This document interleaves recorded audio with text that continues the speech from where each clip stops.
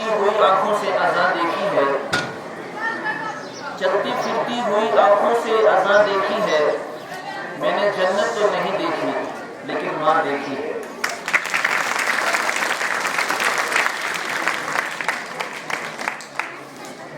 آج کا یہ مسابقہ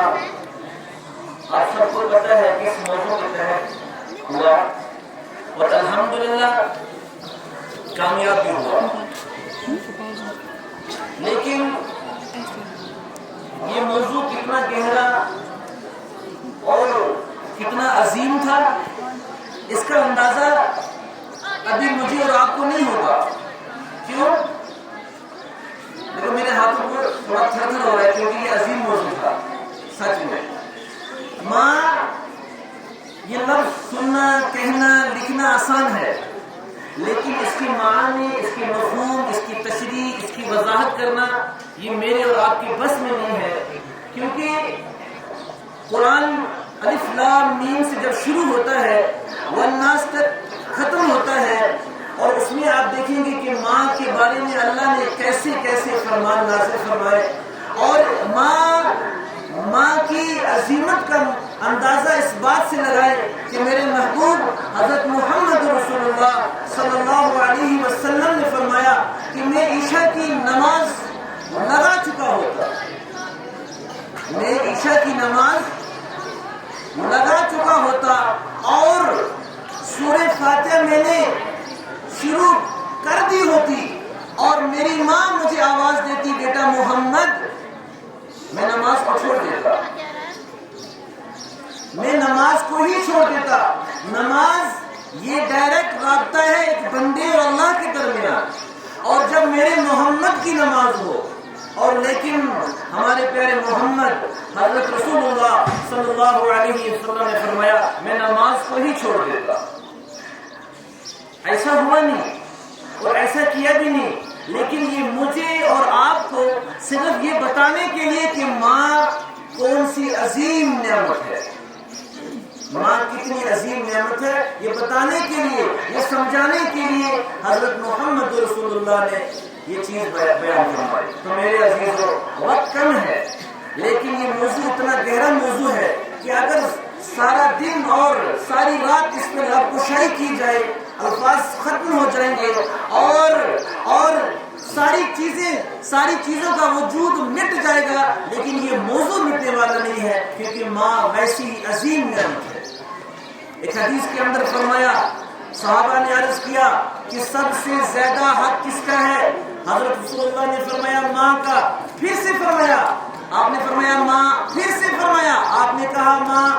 3 مرتبہ جو اشارتاً حضرت محمد رسول اللہ نے فرمایا، یہ اس چیز کی طرف اشارہ ہے کہ دنیا کے اندر ماں سب سے بڑی 3 مشکلات برداشت کرتی ہے،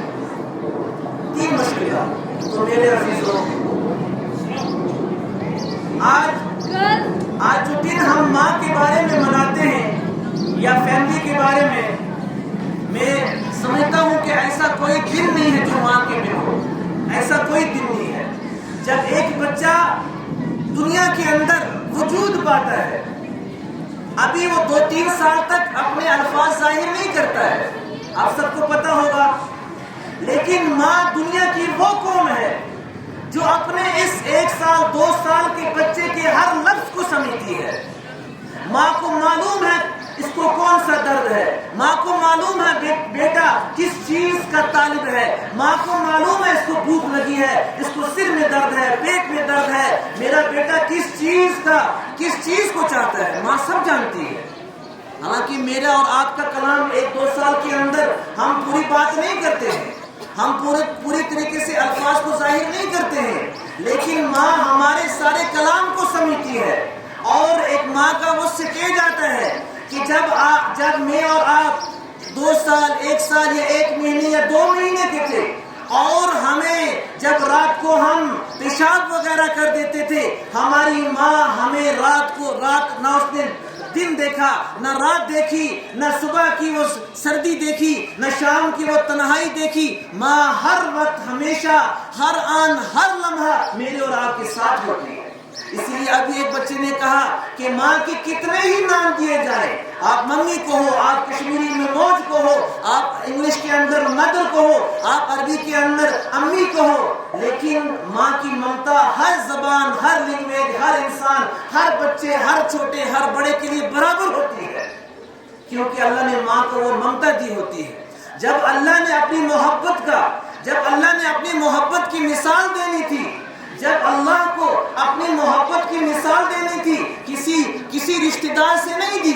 باپ سے نہیں دی، بھائی سے نہیں دی، کسی چچا زاد سے نہیں دی، اللہ نے کہا میں ماں سے 70 گنا زیادہ پیار کرتا ہوں۔ اللہ نے اپنی ممتا کی مثال ماں سے دی۔ اسی لیے میرے عزیزو، میں سب سے پہلے اپنے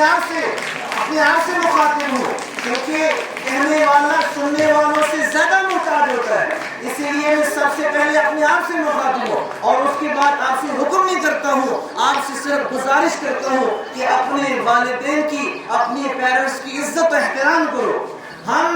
آپ سب جانتے ہیں کہ جب آپ کی ماں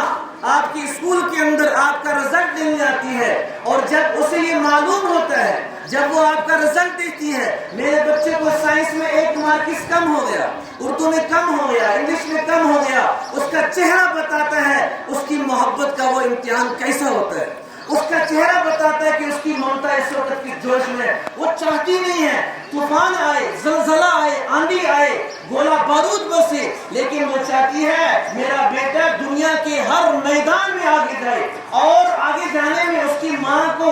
کچھ نہیں ملنے والا ہے۔ اگر سربلندی اور کامیابی ملے گی اس کے بیٹوں کو ملے گی، لیکن ماں کی ممتا اس جوش میں آتی ہے، وہ سوچتی ہے کہ میرا بیٹا کامیاب ہو جائے، یہ میرے لیے سب سے بڑی بات ہے۔ تو اسی لیے میرے عزیزو،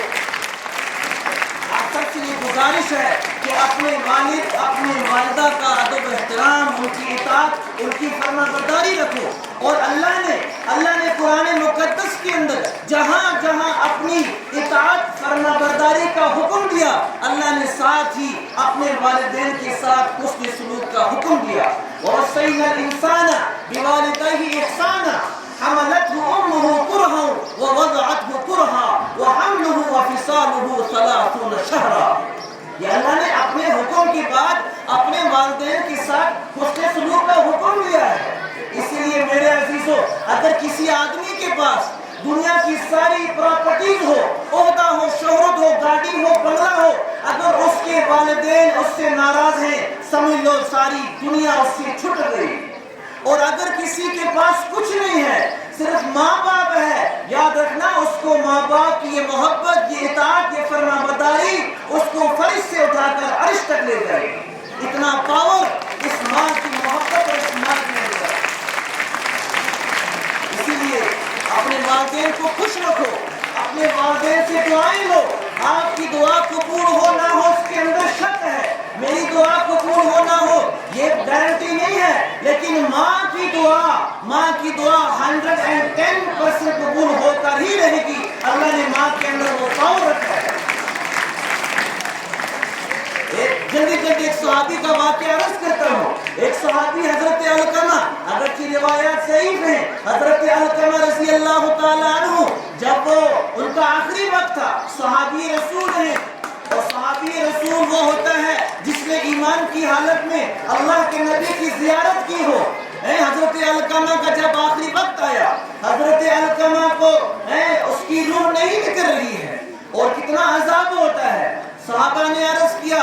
اللہ کے نبی کے پاس گئے، کہا یا رسول اللہ، حضرت علقمہ کے ساتھ ایسا واقعہ ہے، حضرت علقمہ کے ساتھ یہ منظر پیش آ رہا ہے۔ اللہ کے نبی نے حکم دیا کہ اس کی ماں زندہ ہے؟ صحابہ نے عرض کیا یا رسول اللہ اس کی ماں زندہ ہے، کہا اس کی ماں کو بلایا جائے، کہا یا رسول اللہ اس کی ماں ضعیف العمر ہے، وہ نہیں آ سکتی۔ حضرت رسول اللہ صلی اللہ علیہ وسلم حضرت علقمہ کی والدہ کے پاس گئے اور کہا کہ آپ کے بیٹے کے ساتھ آپ کا کیا تعلقات ہیں؟ کہا یا رسول اللہ، جب اس کی بات اس کی بیوی کے پاس جاتی تھی یہ فوراً قبول کرتا تھا، اور جب میری بات اپنے بیٹے کے پاس حضرت علقمہ کے پاس جاتی تھی یہ میری بات کو ٹھکرا دیتا تھا۔ ماں ہوتی ہے، تو اللہ کے نبی نے علقمہ کی والدہ سے فرمایا آپ اپنی ماں کو، علقمہ کی والدہ سے فرمایا اپنے بیٹے کو معاف کر دو۔ اس کی ماں نے کہا یا رسول اللہ میں اپنے بیٹے کو معاف نہیں کروں گی۔ حضرت رسول اللہ نے فرمایا کہ جنگل کی ساری لکڑیاں جمع کی جائیں اور اس کے اندر آگ لگائی جائے اور اس آگ کے اندر علقمہ کو اٹھا کر جلا دیا جائے، لیکن ماں ہوتی ہے، آپ کا ناخن زیادہ کٹ جائے ماں برداشت نہیں کرتی، آپ کے کھانے پینے میں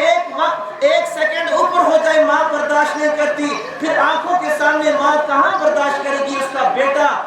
بیٹا آگ کے اندر جلے۔ حضرت علقمہ کی والدہ نے فرمایا یا رسول اللہ میں اپنے بیٹے کو معاف کرتی ہوں۔